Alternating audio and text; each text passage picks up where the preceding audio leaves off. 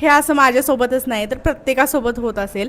संडेनंतर जेव्हा मंडेला आपल्याला ऑफिसला जायला लागतं ना तेव्हा वाटतं नाही आज नाही जायचं, आज पण सुट्टी टाकावी. पण आपल्याला आठवतं चला आता ऑफिसला जायचंच आहे आपल्याला आणि आपल्याला गेल्याशिवाय पर्याय पण नाही. म्हणून मस्त अशी रेडी होऊन ऑफिसला गेले आणि घरात बरंचसं सामान पडलं होतं म्हणजे मेयोनीज वगैरे, म्हणूनच सँडविच वगैरे बनवलं होतं नाश्त्याला. त्यानंतर संध्याकाळी घरी आले आणि घरी येऊन म्हटलं पडदेशी कोणती तरी भाजी बनवते.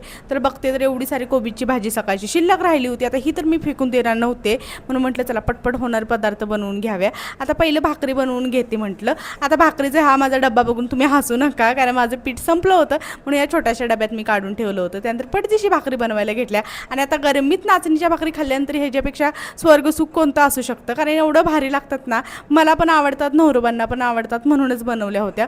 मस्त अशा टम्म फुगलेल्या भाकरी बनवल्या. सोबतच मला बेसन पोळा पण बनवायचा होता.